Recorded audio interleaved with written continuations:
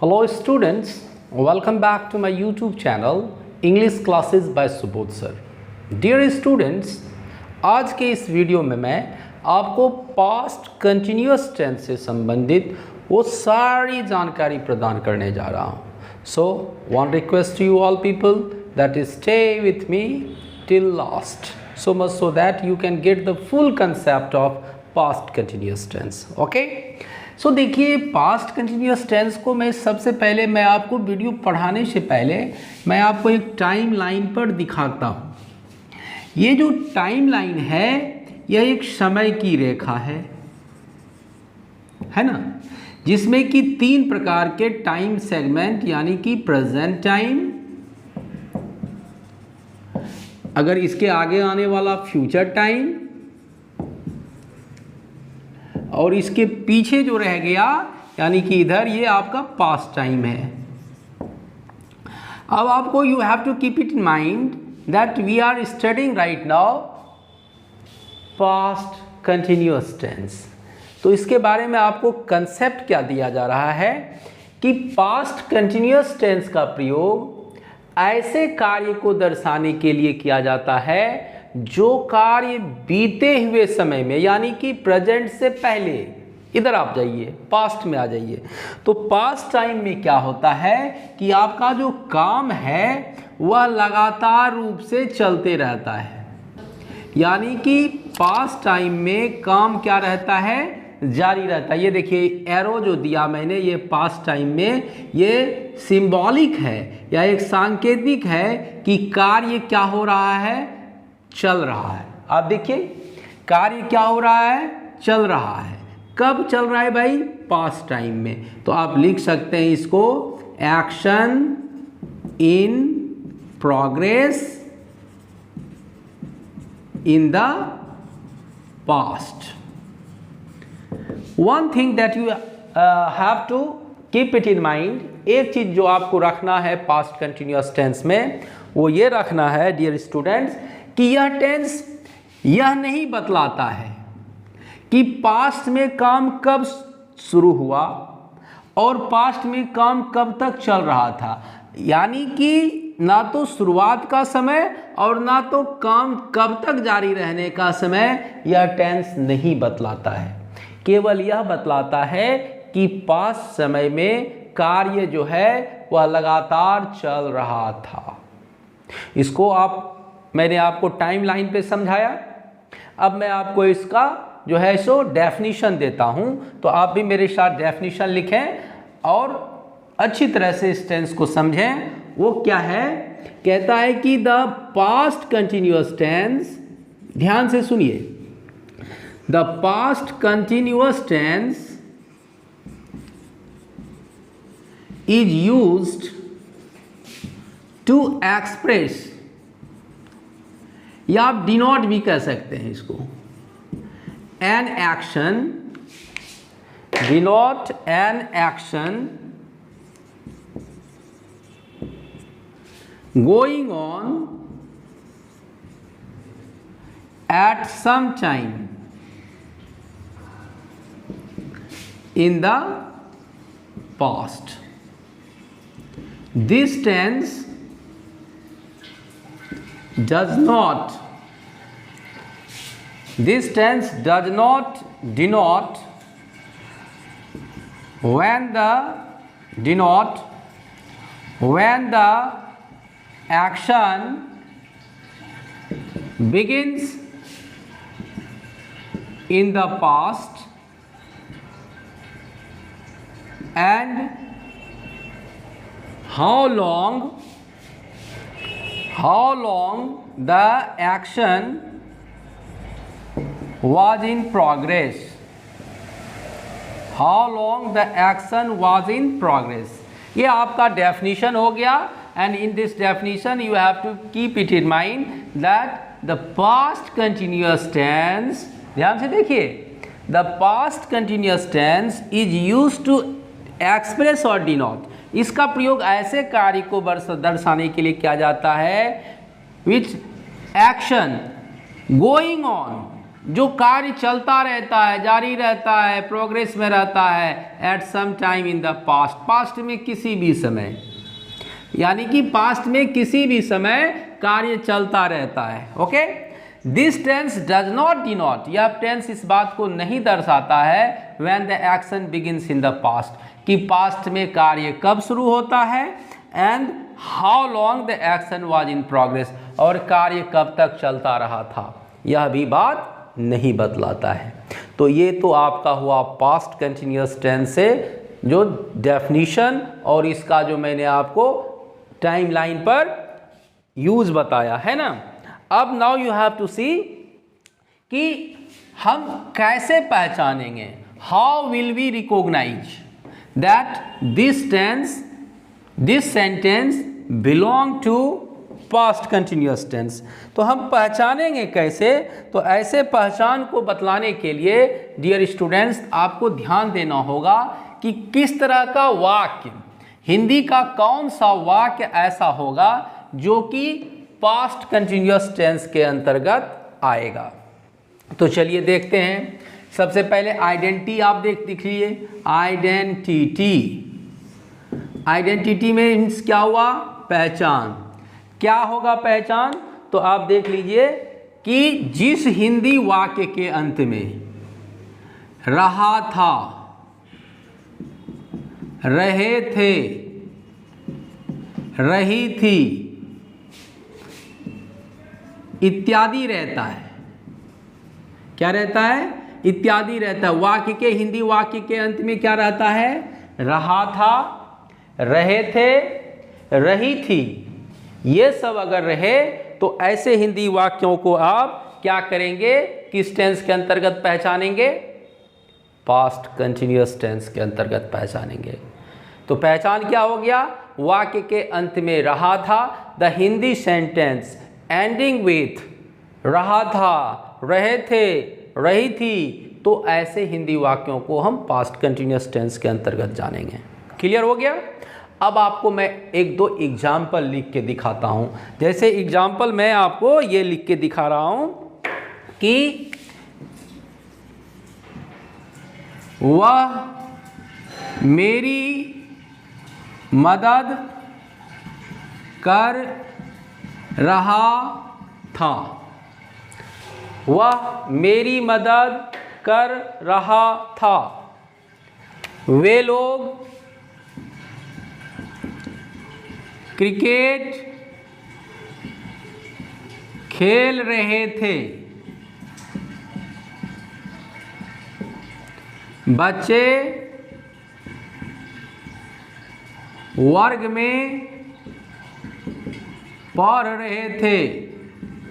तो इस तरह का वाक्य अगर रहे, हिंदी वाक्य के अंत में रहा था, रहे थे, रही थी, तो ऐसे हिंदी वाक्यों को जो हम पहचानेंगे वह किस टेंस के अंतर्गत पहचानेंगे, हम पास्ट कंटिन्यूअस टेंस के अंतर्गत पहचानेंगे। क्लियर हो गया। अब ऐसे हिंदी वाक्यों को डियर स्टूडेंट्स हम बनाएंगे कैसे, तो बनाने के लिए आप जानते हैं कि स्ट्रक्चर होता है। तो किस तरह का स्ट्रक्चर आपको प्रयोग में लाना है, what sort of structure we have to use. तो चलिए उस स्ट्रक्चर को आप पहले लिख लीजिए, जिसको कि रूल आप कह सकते हो कि रूल। सबसे पहले क्या देंगे, सब्जेक्ट देंगे। चूंकि ये पास्ट में है तो पास्ट में कंटिन्यूअस में हम आइदर वाज और वेयर लगाते हैं। ओके, चूंकि ये कंटिन्यूअस टेंस है तो आप V4 यानी कि क्रिया का पहला रूप में ing लगा देने के बाद वो V4 बन जाता है। V4 के बाद आप ऑब्जेक्ट कह लो या कॉम्प्लीमेंट कह लो या अदर वर्ड कह लो, ये इन सब चीज़ों का हम प्रयोग अपने ज़रूरत के अनुसार कर सकते हैं। तो ये आपका क्या हो गया, टेंस का रूल हो गया। किस टेंस का रूल हो गया, पास्ट कंटिन्यूअस टेंस का रूल हो गया। तो चलिए देखते हैं, पहला एग्जाम्पल है वह मेरी मदद कर रहा था। सबसे पहले सब्जेक्ट ही दे देंगे, ही में हम सिंगुलर सब्जेक्ट है तो वाज लगाएंगे। मदद करना का V4 हेल्पिंग हो जाएगा और मेरी का मी हो जाएगा। तो ये देखिए पहला सेंटेंस आपका बनकर तैयार हो गया, ही वॉज हेल्पिंग मी। हो गया ना, क्या हो गया, he was helping me. Now come to the point. वे लोग क्रिकेट खेल रहे थे, तो क्या हो जाएगा, दे वेयर प्लेइंग क्रिकेट। इस तरह से आपका सेकेंड सेंटेंस भी बन गया। बच्चे वर्ग में पढ़ रहे थे, तो द चिल्ड्रेन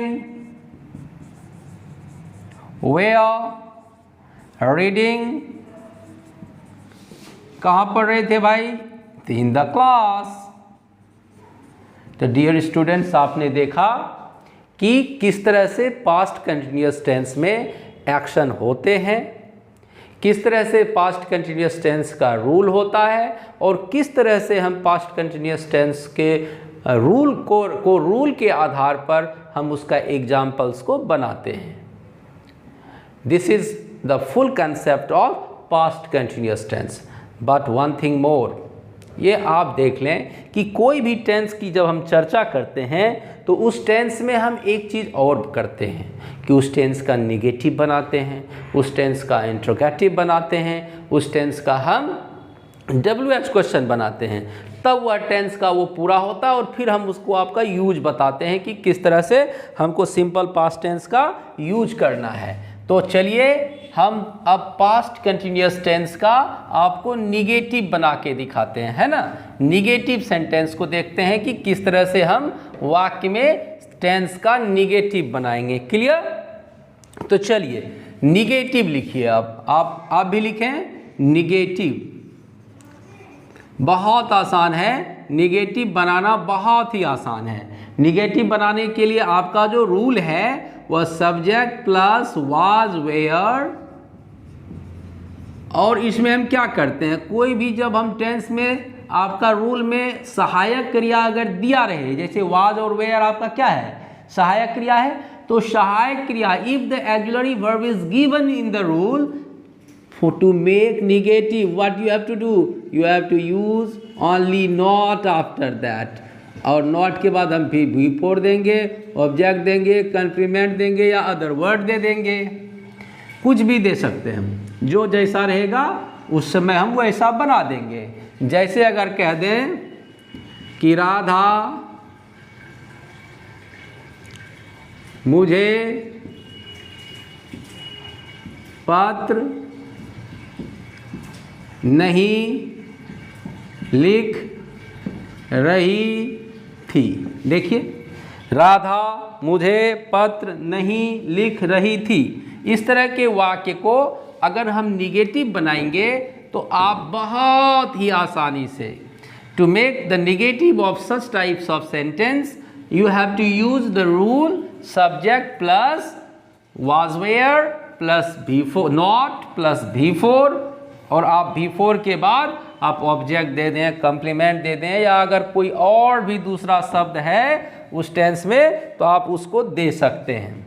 जैसे अगर आपका है कि राधा मुझे पत्र नहीं लिख रही थी, तो आप देखिए कि राधा मुझे पत्र नहीं लिख रही थी, तो इस तरह के वाक्य में सेंटेंस क्या हो गया, Radha was not writing me a letter. इस तरह से ये पूरा वाक्य आपका निगेटिव हो गया। जैसे वे लोग संगीत नहीं सुन रहे थे, तो ये आपका वाक्य निगेटिव है। तो नहीं सुन रहे थे, तो आप देखिए they were not listening. Listen मतलब सुनना होता है।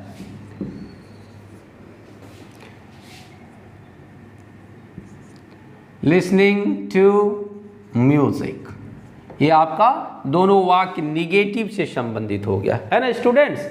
अब निगेटिव बनाने के बाद we will study about the yes no question और interrogative. Okay, so be ready to study negative, after negative yes no question और interrogative।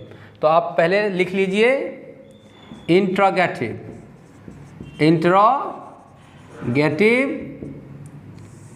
और yes no question, yes no question. तो ये इंट्रोगेटिव या यस नो क्वेश्चन हम किसका बना रहे हैं, किसका बना रहे हैं बोलिए? तो हम पास्ट कंटिन्यूअस टेंस का बना रहे हैं। तो पास्ट कंटिन्यूअस टेंस का आपको रूल क्या हो जाएगा यस नो क्वेश्चन का? तो अगर देखिए, अगर स्ट्रक्चर में सहायक क्रिया दिया रहे, ध्यान दीजिए, अगर स्ट्रक्चर में सहायक क्रिया यानी कि ऑक्सिलरी वर्ब दिया रहे तो वाक्य के उस ऑक्सिलरी वर्ब को हम सेंटेंस के पहले लिख देते हैं, तो वाज वेयर हो गया। उसके बाद हम क्या देंगे? सब्जेक्ट, सब्जेक्ट के बाद V4, V4 के बाद हम ऑब्जेक्ट कह लीजिए, कंप्लीमेंट कह लीजिए, अदर वर्ड कह लीजिए। और चूंकि ये इंट्रोगेटिव है इसलिए इंट्रोगेटिव में हमको क्या करना पड़ता है? We have to use question mark at the end of the sentence. अब जैसे आप एग्जाम्पल्स देख सकते हैं, एग्जाम्पल्स इसका कि क्या शिक्षक वर्ग में पढ़ा रहे थे? Question mark. क्लियर? चूंकि इंट्रोगेटिव है तो ऐसे वाक्य को हम क्वेश्चन मार्क देकर बताएंगे और बनाएंगे। तो क्या बन जाएगा? अब टीचर कितने हैं? तो एक हैं, तो इसमें हम वाज लगा देंगे। तो क्या आ जाएगा? वाज द टीचर टीचिंग, चूंकि पढ़ा रहे थे तो टीचर का काम टीचिंग, भर V4 हो जाएगा। कहाँ पढ़ाते थे? इन द क्लास। तो इस तरह से आपने देखा कि इस तरह के टेंस के आधार पर हम वाक्य को इंट्रोगेटिव यानी यस नो क्वेश्चन भी बना सकते हैं। और यस नो क्वेश्चन के बाद आपको एक चीज ध्यान देना है कि we will talk about the WH question. किसका बात करेंगे हम? WH क्वेश्चन का। तो चलिए WH क्वेश्चन का सबसे पहले रूल लिख लिया जाए। तो आप भी मेरे साथ लिखिए कि WH question of past continuous tense, continuous tense, WH question of past continuous tense. अब आप देखिए WH क्वेश्चन में क्या आता है। तो सबसे पहले रूल पे आ जाइए। हम सबसे पहले किसको लिखेंगे? रूल। तो रूल क्या हो जाएगा WH क्वेश्चन का? तो हम जानते हैं कि WH क्वेश्चन है, पहले WH वर्ड्स को देना पड़ेगा, उसके बाद सहायक क्रिया वाज या वेयर देंगे, और वाज या वेयर के बाद सब्जेक्ट देंगे, V4 देंगे, ऑब्जेक्ट कह लीजिए, कंप्लीमेंट कह लीजिए या अदर वर्ड कह लीजिए, और अंत में हम क्वेश्चन मार्क का प्रयोग करेंगे। है ना स्टूडेंट्स? तो आपने देखा कि किस तरह से इस तरह के रूल को हम WH वर्ड के बाद हम क्या देने जा रहे हैं? वाज या वेयर, और वाज या वेयर के बाद हम क्या देने जा रहे हैं? सब्जेक्ट, V4 यानी क्रिया का पहला रूप में ING इक्वल टू V4, फिर ऑब्जेक्ट कह लीजिए, कंप्लीमेंट कह लीजिए या कोई अदर वर्ड। और चूंकि ये WH क्वेश्चन है इसलिए WH क्वेश्चन में हम अंत में क्वेश्चन मार्क का प्रयोग करते हैं। क्लियर? अब देखिए, वह चांद पर एक घर कब बना रहा था? वह चांद पर एक घर कब बना रहा था? तो सबसे पहले इस तरह के वाक्य में आपको ये देखना है कि WH वर्ड क्या है, कब है। तो इसको इंग्लिश में हम क्या कहेंगे? When। उसके बाद हम सहायक क्रिया देंगे was, सब्जेक्ट देंगे he, अब बिल्डिंग V4 हो जाएगा। तो व्हेन वाज ही बिल्डिंग, क्या बना रहा था? एक घर, अ हाउस। कहाँ भाई? On the moon. क्लियर? तो डियर स्टूडेंट्स, देखा कि किस तरह से मैंने इस वीडियो में आपको पास्ट कंटिन्यूअस टेंस के बारे में फुल कंसेप्ट दिया, और वो भी in a very easy way. So one request I make to you people, that please share my video, like my video, and if you haven't subscribed my channel, please subscribe it so much, so that I can give you more interesting and informative video to you people. Thank you for watching. See you in the next video. Bye.